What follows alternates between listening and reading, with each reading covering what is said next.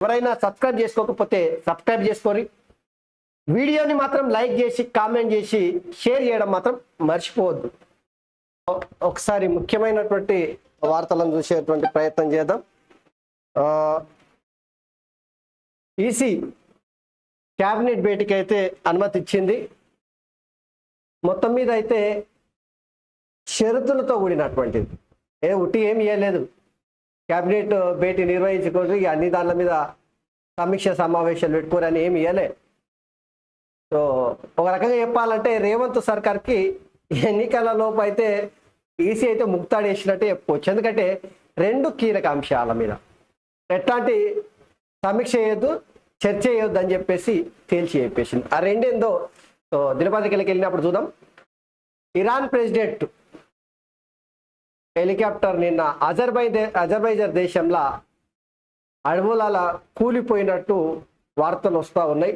అందులో పూర్తిగా ఎవరికైతే క్లారిటీ అయితే లేదు, ఉన్నాడా పోయిండా ఏమైంది అనేది. దీన్ని కూడా చూద్దాం. మరోవైపు దక్షిణ తెలంగాణలో ఒక కీలకమైనటువంటి అంశం మీ ముందర పెట్టబోతా ఉన్నా. దక్షిణ తెలంగాణలో కాంగ్రెస్ పార్టీ ఖమ్మం కావచ్చు, నల్లగొండ కావచ్చు, పాలమూరు కావచ్చు, రంగారెడ్డి కొన్ని నియోజకవర్గాలు మొన్న శాసనసభ ఎన్నికల్లో మొత్తం ఆల్మోస్ట్ క్లీన్ స్వీప్ చేసింది అనుకోరాదు. గట్లాంటి దక్షిణ తెలంగాణలో క్రాస్ ఓటింగ్తోన కంగు తినే పరిస్థితి వచ్చిందంట. సో ఇది ఈరోజు మీకు దీనిపైన ఒక విశ్లేషణాత్మకమైనటువంటి వీడియో ఉంటుంది, చూడండి. ఇక పట్నంలో హైదరాబాద్లో గ్లోబల్ సిటీగా మారిందిగా. ప్రపంచ దేశాలలో ఉన్నటువంటి పెద్ద పెద్ద నగరాలతో ధీటుగా ఉందిగా. గా నగరంలో తిన్నీకి ఆడన హోటల్లో పోతేనంట పురుగులు పడ్డది, గలీజుది. ఇక అది తింటే పైసలు జేబులకి వెళ్ళి పోవుడే కాకుండా రోగాలతో దవాఖాన పోవాలంట. సో దీనిపైన ఫుడ్ సేఫ్టీ అధికారులు గత నెల దినాల నుంచి ఆయా రెస్టారెంట్ల మీద దాడులు చేసుకుంటా మొత్తం పట్టుకుంటున్నారు. సో ఇవే కీలక అంశాలు. ఇక 5వ విడత ఎన్నికలు ఈరోజు 49 పార్లమెంటు స్థానాలకు జరుగుతూ ఉంది.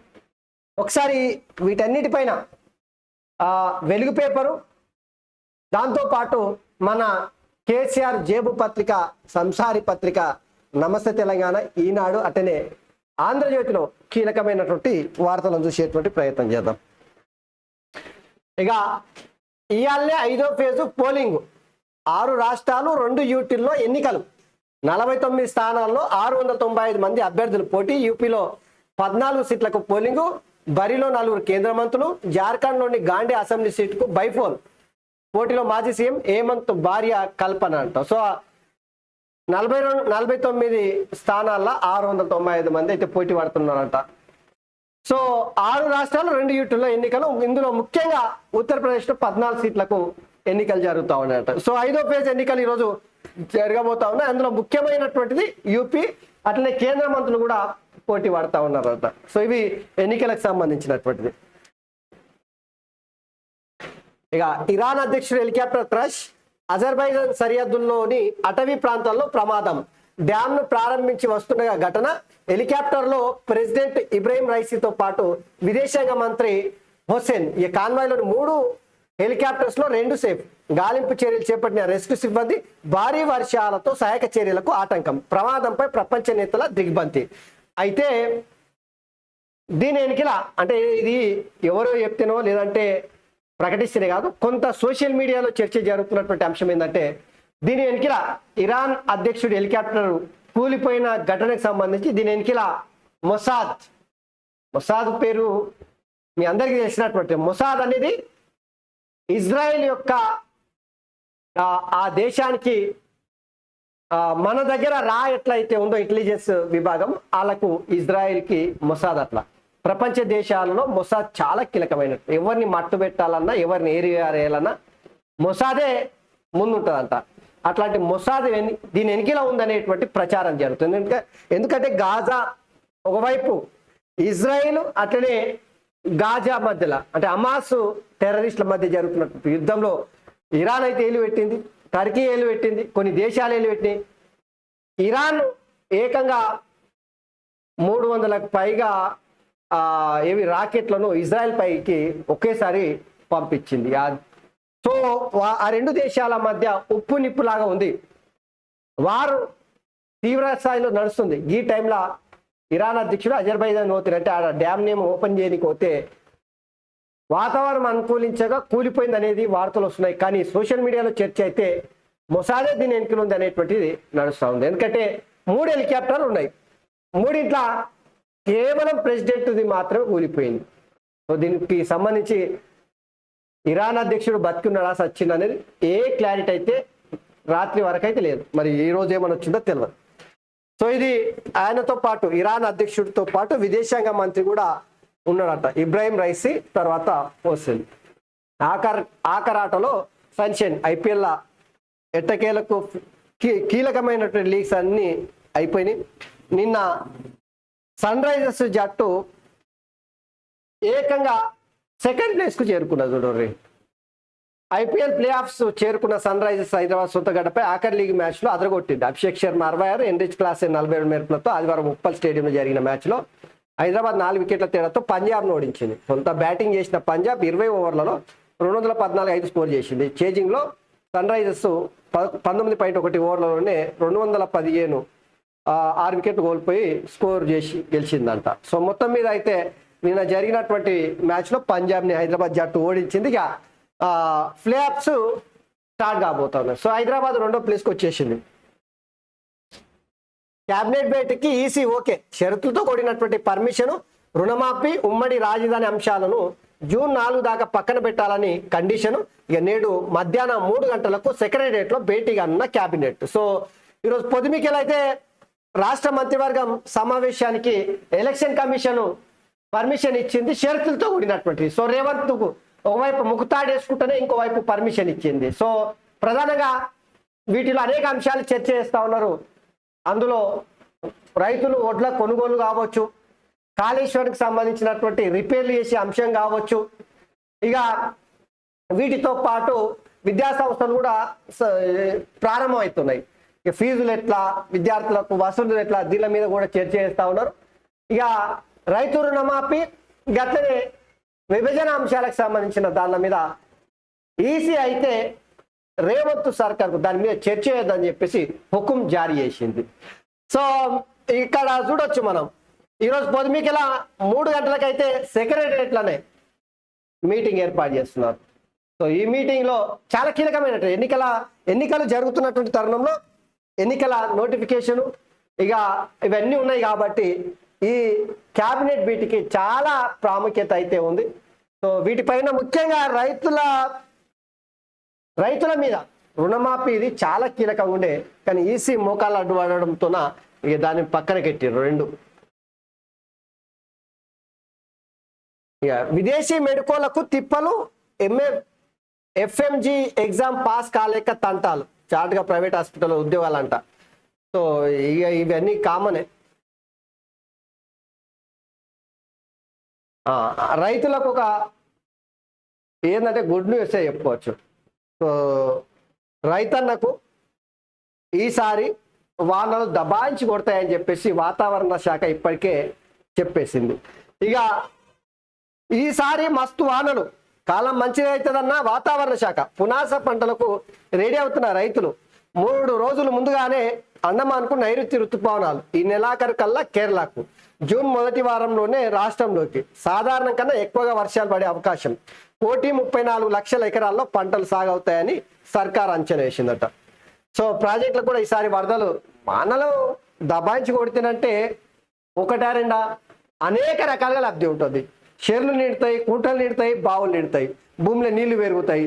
ఎట్లాగో వరదలు వస్తాయి కాబట్టి నదులు నిండిపోతూ ఉంటాయి. డ్యామ్లకు, ప్రాజెక్టులకు దబాయించి నీళ్ళు అయితే వస్తాయి ఎప్పుడు వానలు పడ్డప్పుడే. పోయిన ఏడాది వానలు పడకపోవడం మూలంగానే రైతులు తీవ్రంగా నష్టపోయారు, పంటలన్నీ ఎండిపోయా చూసినాగా మనము. ఈసారి చల్లని కబురు అయితే వాతావరణ శాఖ చెప్పింది. ఇక అంచనా వేసినట్టుగానే నైరుతి ఋతుపవనాలు నిన్న మొన్న అండమాను దాటినాయి. ఇక ఇప్పుడు కేరళను దాటి మన రాష్ట్రానికి రానికే జూన్ మొదటి వారంలో. సో వాతావరణ శాఖ చెప్పిన దాని ప్రకారం జూన్ 1 తారీఖే తెలంగాణలోకి ఎంటర్ అయ్యే అవకాశం ఉంది. సో ఇది వానలకు సంబంధించినటువంటి వార్త.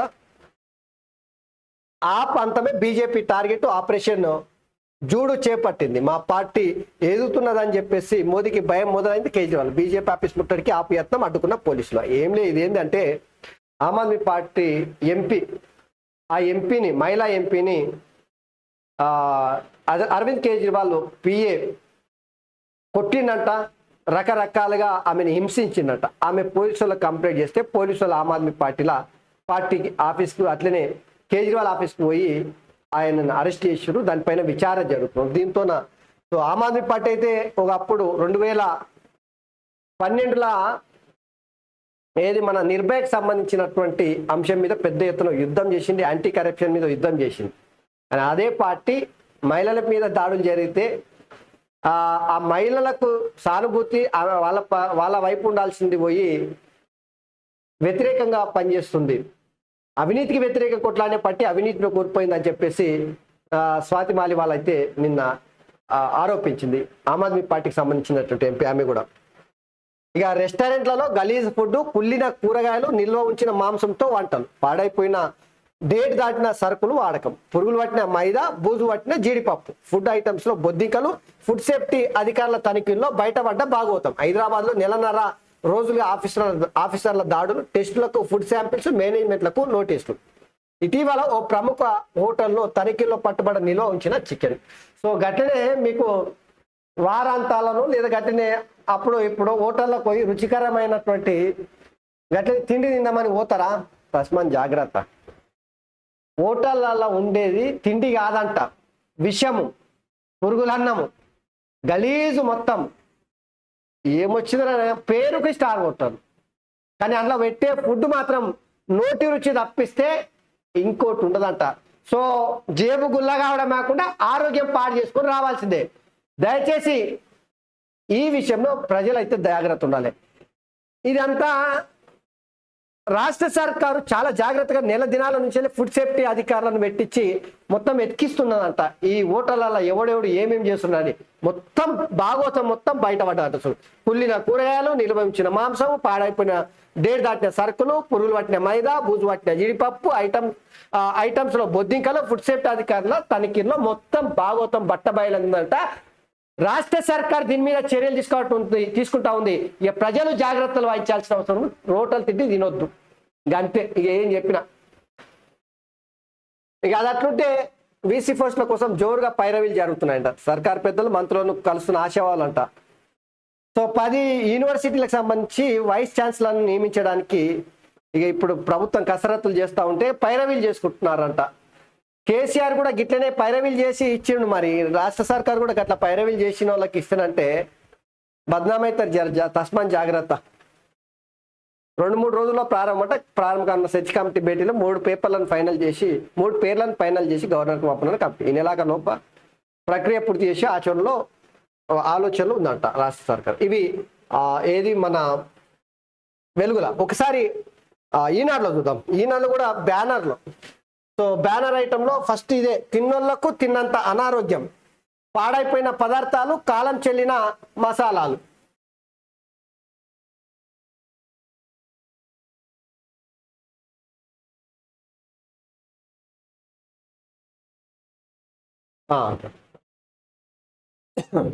వంటగదులు అపరిశుభ్రం, మళ్ళీ నూనెల వినియోగం. ఇది చాలా అసలు ఎంత డేంజరస్ అంటే పైసలకు పియ్యి తింటున్నారు అనుకోరాదు హోటల్ యజమానులు అంతా. అరే గింత గలీజ్ ఫుడ్ పెడతారా భయ్, పైసలు తీసుకుంటా లేరా? ప్రజల ఆరోగ్యంతో చెలగాటం కాకపోతే ఏమంటారు దీన్ని?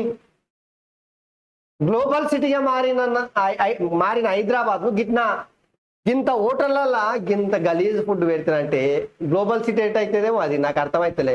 ఈ రాష్ట్రంలోని పలు హోటళ్లు, రెస్టారెంట్లు, మండీలు, బేకరీలో పరిస్థితి. ఆహార భద్రతా అధికారుల తనిఖీల్లో నివ్వెరపోయే అంశాలు వెలుగులోకి వచ్చినాయట. పురుగులు పట్టిన, కాలం చెల్లిన ఆహార పదార్థాలు, కల్తీ మసాలాలు, మళ్ళీ కాచి బాడుతున్న నూనెలు, అపరిశుభ్రమైన వంటశాలలు. రాష్ట్రంలోని పలు హోటల్, 1-2 కాదు, ఇది పేరుగాంచిన పెద్ద పెద్ద హోటళ్ళ నుంచి మొదలుకొని గల్లీలలో నడిపించే ఏది టిఫిన్ సెంటర్లు, చిన్న చిన్న హోటళ్ళు ఉంటాయా, గాడి వరకు మొత్తం గలీజేనట్ట చూడరి. పలు హోటళ్ళు, రెస్టారెంట్లు, బేకరీలు, మండీలు, ఐస్ క్రీమ్ పార్లర్లు, కాఫీ షాప్లలో పరిస్థితి ఇది అంట చూడరి. ఇక చూడరి, పాచిపోయిన బిర్యానీ తింటే అంతే. ఇక పాచిపోయిన బిర్యానీ గిడ చూడరి. ఇక ఓ రెస్టారెంట్లో కుళ్ళిన ఉల్లిపాయలంట, ఉల్లిగడ్డ, వెజ్ బిర్యానీలోకి పాడైపోయిన క్యారెట్. ఓ అమ్మ, జర జాగ్రత్త ఉండురి.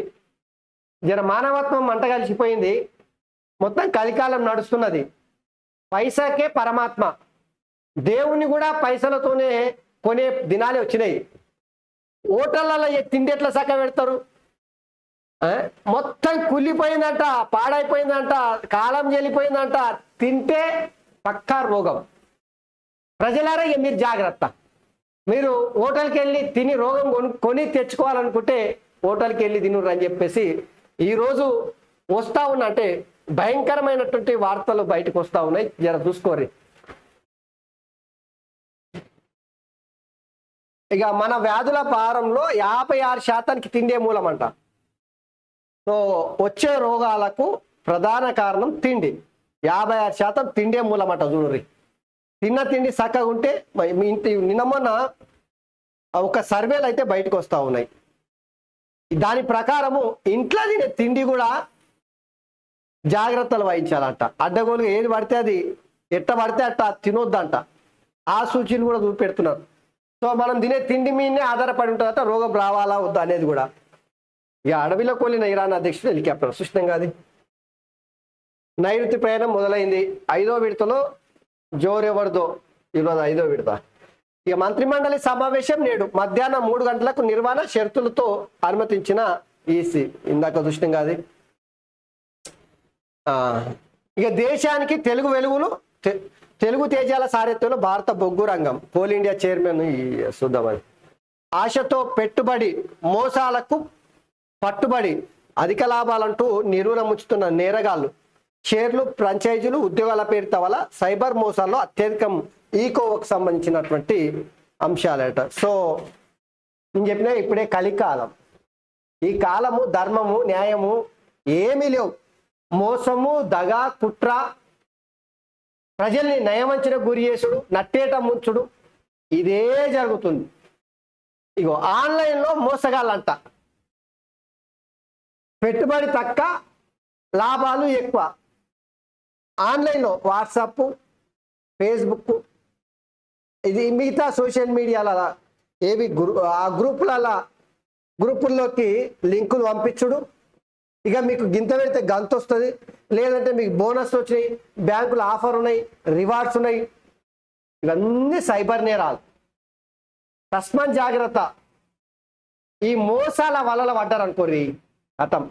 దానికి తోడు సో దేశంపైకి చైనా, పాకిస్తాన్ లాంటి శక్తులు మన దేశ అంతర్గతంగా ఈ హ్యాకింగ్ను ప్రోత్సహించుకుంటా మనోళ్ళనే బాధితులు చేసిరట. నిన్న దొరికారు గదేకి. ఇది 4G స్కామ్. వాట్సాప్ కాల్ వస్తుంది, తమకు స్టాక్ బ్రోకింగ్ సంస్థ ఉందని పలానా సంస్థలో సభ్యత్వం తీసుకొని మరో 10 మందిని చేర్పిస్తే కమిషన్ దండిగా ముడుతుందని నమ్మిస్తారు. మొదట్లో చేరిన వారికి భారీగా లాభాలు ఇస్తారు. వీరిని చూపించి మిగతా జనం మీద వల వేస్తారు. చేరిన వారిని తమ పైవారి వస్తున్న లాభాలు చూపి మరింత మందిని చేస్తారు. భారీగా వసూలు అయిన తర్వాత నేరగాళ్ళు మాయమవుతారు. ఇది చాలా డేంజరస్. మీరు జాగ్రత్త లేకపోతేనంటే ఇప్పుడు హోటళ్ళలో తింటే రోగం వస్తుంది, కానీ ఇక్కడ జాగ్రత్త లేకపోతే మీ బ్యాంక్ అకౌంట్ ఖాళీ అవుతుంది. నేరాలు, ఘోరాలు, మోసాలు, దగలు, కుట్రలు ఎట్టయిపోతున్నాయో చూడరు. సమాజం ఎటు పోతున్నాయో. ఇవి ఈనాడులో ఉన్నటువంటి వార్తలు. ఒకసారి ఆంధ్రజ్యోతిలో చూద్దాం. వార్తయట హెలికాప్టర్ ప్రమాదం, ఇరాన్ అధ్యక్షుడు రైసీ గల్లంతు. ఓకే అయితే ఓకే.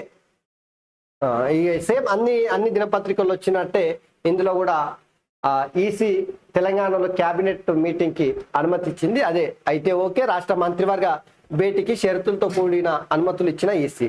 జూన్ 4లోపు చేయాల్సిన అత్యవసర అంశాలపైన చర్చించాలి. రుణమాఫీ, ఉమ్మడి రాజధానిపై మాట్లాడొద్దు, ఎన్నికల్లో భాగమైన అధికారులు పాల్గొనొద్దు, షరతులు విధించిన కేంద్ర ఎన్నికల సంఘం. నేడు సచివాలయం కేబినెట్ సమావేశం. ధాన్యం కొనుగోళ్లు, అకాల వర్షాలు, వానాకాలం పంటల ప్రణాళికపై భేటీలో చర్చ.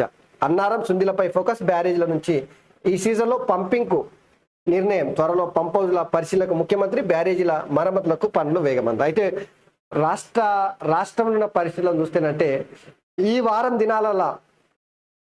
దినాలలో రాష్ట్ర ముఖ్యమంత్రి ఏకంగా కాళేశ్వరంకి సంబంధించినటువంటి ఆ ప్రాజెక్టులో అంతర్భాగమైనటువంటి సుందిల్ల కావచ్చు, అన్నారం కావచ్చు, మేడిగడ్డ కావచ్చు, వీటి దగ్గరికి వెళ్ళి పరిస్థితులు ఎట్లా ఉన్నాయో స్వయంగా వెళ్ళి సమీక్షిస్తారంట. అదుడు ఒక రకంగా చెప్పాలంటే కేసీఆర్కి ఇది గట్టి దెబ్బనని చెప్పుకోవచ్చు.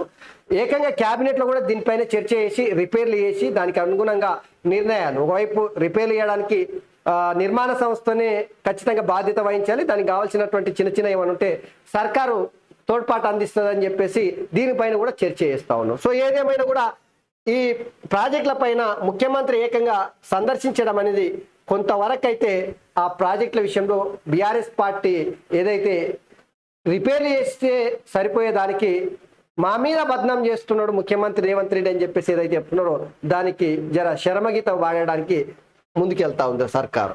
ఇక కాంగ్రెస్ లో మమత చిచ్చు, కూటమిలో టీఎంసీ పాత్రపై ఖర్గే వర్సెస్ ఆదిర్ రంజన్ చౌదరి. ఈ అధిష్టానం నిర్ణయాన్ని గౌరవించాల్సిందే, లేదంటే బయటకు వెళ్ళిపోవచ్చు ఖర్గే. పార్టీ సేవకుడిగా నా పోరాటాన్ని ఆపలేను, మమతా బెనర్జీని సమర్థించలేని చెప్పి ఆదిర్ రంజన్ చౌదరి. సో కాంగ్రెస్ పార్టీలో అంతర్గత కుమ్ములాట స్టార్ట్ అయిందంటే మమతా బెనర్జీ విషయంలో.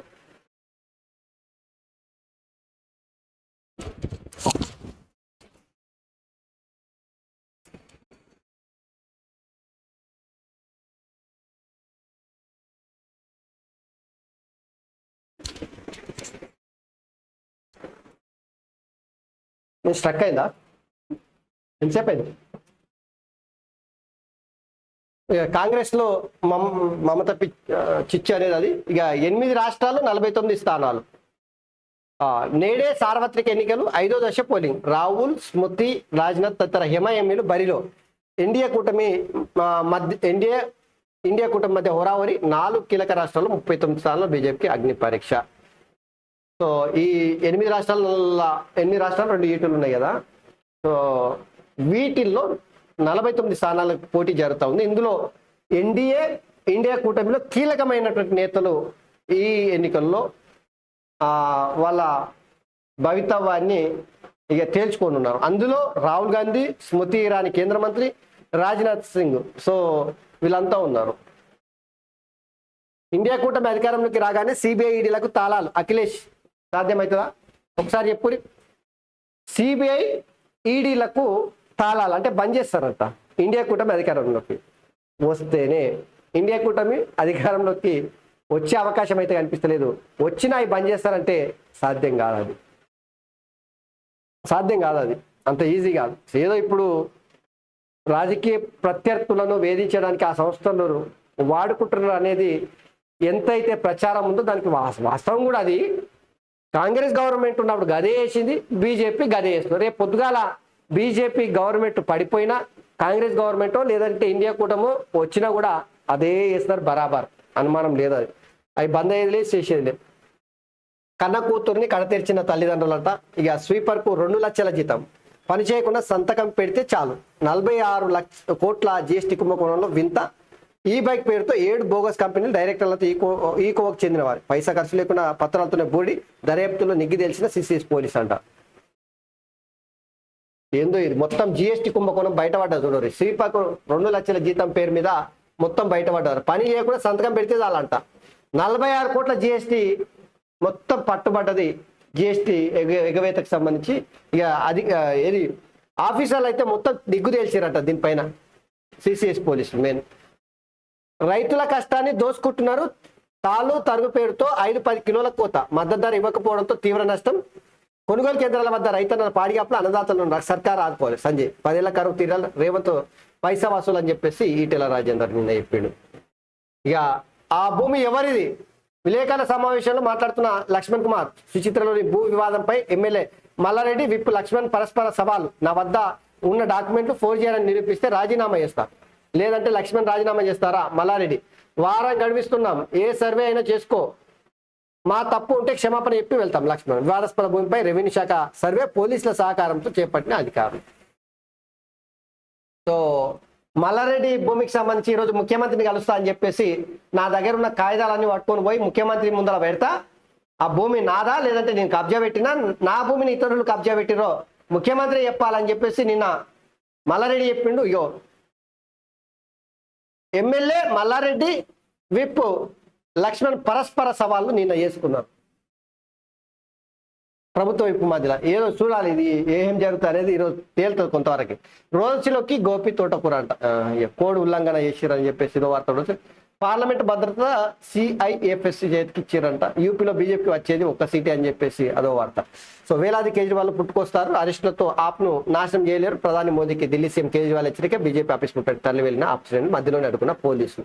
ఈ ఒకసారి మన చాలా తెలంగాణ ఆయువు పట్టు ఈ కేసీఆర్ను జోకుడు దొరల గడీలను జాకీలు పెట్టి ఆకాశానికి ఎత్తుడు, ప్రజల సమస్యల మీద ప్రశ్నించుడు ఉండదు. కానీ ఇప్పుడు తెల్లారింది, ఒక్కసారిగా సర్కారు తిల్లబడ్డ తర్వాత ఇప్పుడు తెల్లారింది. ఇక ఈ పత్రికలు మొత్తం ఏముంటాయి, ప్రజా సమస్యల మీద పోరాటం చేసినట్టు ఇక కలరింగ్ ఉంటుంది. ఇక చూద్దాం ఒకసారి, మీరు రండి. అందమంది దక్కిన నైరుతి సీఎం చెప్తే మాకేంటి, తడిసిన దాన్ని కొనుగోలుకు సస్యమిరా, ఎండితేనే కొంటా అంటున్నా కాంటా అంటున్నా అధికారులు. ముఖ్యమంత్రి రేవంత్ ఆదేశాలు బేఖాతరు, ఎండకు ఎండి వానకు తడుస్తున్న వడ్లు. ఇప్పటికీ కొన్న వడ్లు 30 లక్షల టన్నులు అని చెప్పేసి ఇక రైతుల మీద ప్రేమ వలకబోస్తుంది వయ్యారి పత్రికల. సో వగలమారి వంకయ్య మొత్తం సెగ లేకుండానే ఉడికిందంట. ఇంకా ఈ పత్రికల ఆరబోసిన ఈ వార్తను చూస్తేనే గట్లే అనిపిస్తుంది. 10 ఏళ్ళ అధికారం ఉన్న రోజున రైస్ మిల్లర్లకు టోకరా లెక్కన మొత్తం గుత్త ఇచ్చి ఎంత కాల్సి అంత దండుకోరు అని చెప్పేసి రైతులను నిలువున దోసుకున్నారు. ఆపొద్దు గుర్తురాలే, రైతులను తరుగు పేరు మీద తాలు పేరు మీద దోసుకున్న రోజు గుర్తురాలే. రైతుల సమస్యలు, రైతులు అకాల వర్షాలకు నష్టపోయినప్పుడు గుర్తురాలే. ఇంకా ఇప్పుడు సర్కారు తలకిందులు అయినబడి ఈ వయ్యారి పత్రిక వయ్యారి బామకు అన్ని గుర్తొస్తున్నాయి. ఇప్పటికీ కొన్న వడ్లు 30 లక్షల టన్నులే. ఇక వడ్ల కొనక 27 రోజులు అయిందంట. చెప్పుకుంటూ పోతే సిగ్గు పోతుందిలే. బీఆర్కు ఆల్ ఇండియా సరే, కాంగ్రెస్ గవర్నమెంట్ కొంటుందా లేదనేది పక్కన పెడితే గీళ్ళు ఏం చేసిరు అనేది ప్రశ్న. ఇప్పుడు కాంగ్రెస్ సర్కార్ మీద కొన్ని ఆరోపణలు అయితే ప్రతిపక్షాలు చేస్తున్నాయి. ఏది బోనస్ ఇస్తలేరు, చక్కగా రైతుల దగ్గర ధాన్యం కొంటలేరు, తడి అదేవిధంగా తాళ్ళ పేరు మీద తరుగు దబాయి తీస్తున్నారని. సో దానిపైన కూడా సర్కార్ కొంత వివరణ ఇవ్వాల్సినటువంటి అవసరం ఉంది. లిక్కర్ బ్రాండ్ల ప్రమోషన్ 5,000 కోట్ల కమిషన్, అనాధికార మద్యం పాలసీకి ప్రభుత్వ పెద్దల స్కెచ్.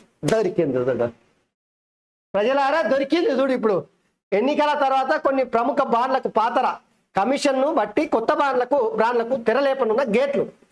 ఇక ఓకే, రాష్ట్రంలో ఇప్పటికే మద్యం కృత్రిమ కొరత, ఇండియన్లు పెట్టిన మద్యం సరఫరా చేయని వైనం, అడుగుతున్న బ్రాండ్ ఒకటి, సరఫరా మరొకటి, సప్లైలో ఓ మంత్రి తమ్ముడిదే కీలక పాత్ర.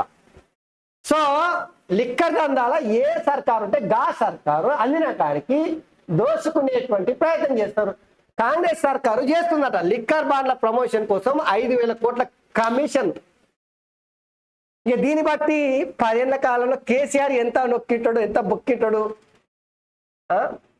సో లిక్కర్ దందాల సర్కారులో కీలకమైన వాళ్లకు, అది కాంగ్రెస్ కావచ్చు బీఆర్ఎస్ కావచ్చు, వడ్ల గుమ్మిళ్ళ పందికొక్కులు వచ్చి ఏర్కా తిని వడ్ల గుమ్మిని మొత్తం ఎత్తైతే ఆ గుమ్మిలో ఉన్నటువంటి వాడిని నాశనం చేస్తారు.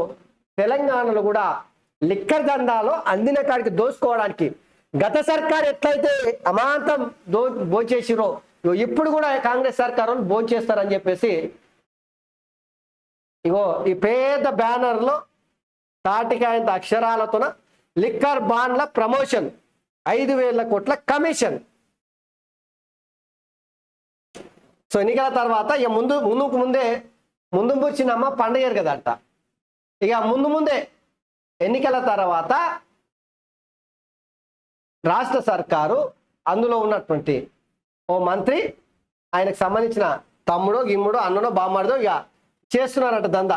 తెలంగాణలో కొత్త తరహా మద్యం దందాకు తెరలిచ్చిందా. డిమాండ్ ఉన్న కొన్ని ప్రముఖ బ్రాండ్ల మద్యం తెలంగాణలో కూడా కనుమరుగు కానుందా. ఇకపై కొందరు పెద్దలకు కమిషన్ వచ్చే బ్రాండ్ల మద్యం మాత్రమే రాష్ట్రంలో అందుబాటులో ఉంటుందా? ఈ ప్రశ్నలాంటికి అవుననే సమాధానం వస్తున్నాయి. ఎందుకు ప్రస్తుతం తెలంగాణలో లేకుండా మద్యం కృత్రిమ కొడితే సాక్ష్యం అంటున్నారు. ఈ మద్యము అంటే ఈ సార దొరకలేదంటే ఎక్క యాడా ఏది పెద్ద పెద్ద పేరున్నటువంటి దందాలు చేసే సంస్థలు ఉత్పత్తి చేసే లేదంటే ప్రొడ్యూస్ చేసే సార ఉంటుందిగా, ఇక దొరకలేదు కాబట్టి ఇక ఆంధ్రాల జగన్మోహన్ రెడ్డి అయితే తన అనునాయులతోన కొత్త కొత్త బుమ్ బుమ్ గమ్ గమ్ గుప్పు గప్చుప్ అనే బాండ్లను పెట్టి మద్యం సరఫరా చేస్తున్నారు. తెలంగాణలో గట్టి చేస్తున్నారు. ఊహాజనితమైనట్టు ఒక వార్త రాసుకొచ్చారు. రాష్ట్ర కేబినెట్ మీటింగ్. ఓకే, అధికారమా ధిక్కారమా మనకు ఏది కావాలో తేల్చుకోవాలి. మళ్ళీ మళ్ళీ మోసపోవద్దు. కేటీఆర్ బ్లాక్ మెయిలర్ కావాలా, మేధావి కావాలా, రేవంత్ రెడ్డికి బాగా ఊదేటోళ్ళు కావాలా, ఆమెలపై గల్లబట్టి అడిగేటోళ్ళు కావాలా, ఎవరు కావాలా పట్టభద్రులు ఆలోచించాలి. రాకేష్ రెడ్డిని గెలిపిస్తే సర్కారు నిలదీస్తాడు. భువనగిరి ఆలేరు సమావేశంలో కేటీఆర్ విద్యార్థులు నిరుద్యోగుల కోసమే ఎమ్మెల్సీ గౌరవ వేతనం వెచ్చిస్తాం అభ్యర్థి రాకేష్ రెడ్డి. సో ఎమ్మెల్సీ ఎన్నికలకు సంబంధించి తీన్మార్ మల్లన పైన కేటీఆర్ నిన్న హాట్ కామెంట్ చేసిండు. బ్లాక్ మెయిలర్ కావాలా, ప్రశ్నించే రాకేష్ రెడ్డి కావాలా? సో తీన్మార్ మల్లను బ్లాక్ మెయిలరు అనేటువంటి ఆ పేరునైతే బలంగా ప్రజల్లోకి తీసుకెళ్లే ప్రయత్నం అయితే బీఆర్ఎస్ పార్టీ చేస్తూ ఉంది. సో తీన్మార్ మల్లన్న పైన కొంత వ్యతిరేకత అయితే కనిపిస్తూ ఉంది.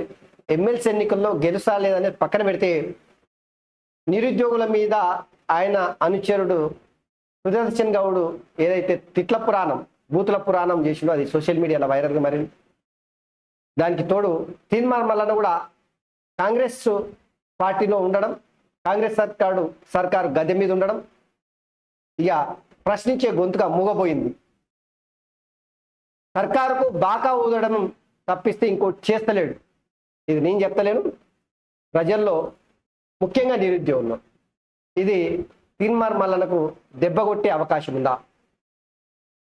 So BRS party working president KT Rama Rao, మాజీ మంత్రి, బీఆర్ఎస్ పార్టీని కేసీఆర్ కుటుంబాన్ని ఇక షెడ్ కూడా ఆడుకున్నాడు తీన్మార్ మల్లన్న ఆ పార్టీ అధికారంలో. ఇప్పుడు తీన్మార్ మల్లన్నను బ్లాక్ మెయిలర్గా ప్రొజెక్ట్ చేయడం ఎంతవరకు బీఆర్ఎస్ పార్టీకి కలిసి వస్తుంది?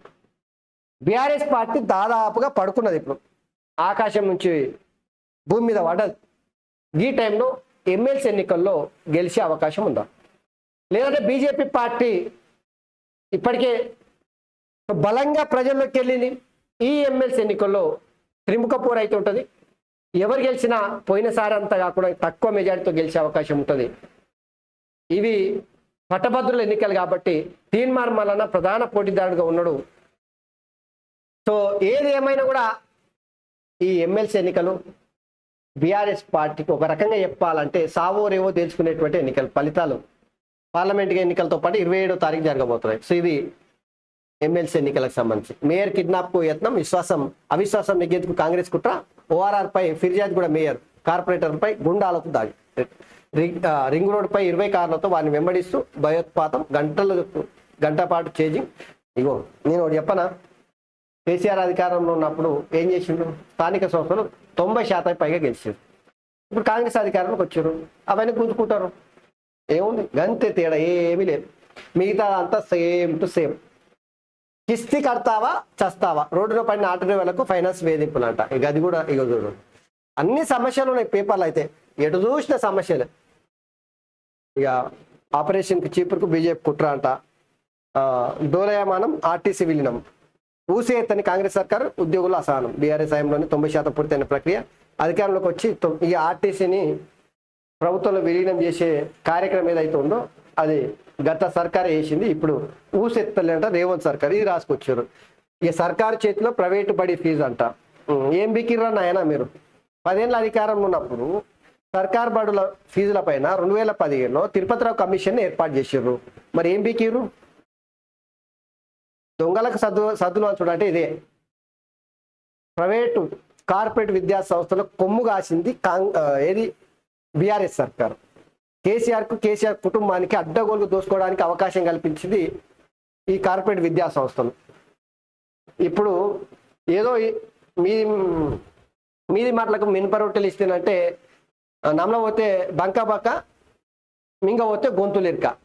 ఇక ఇది వీళ్ళ పరిస్థితి.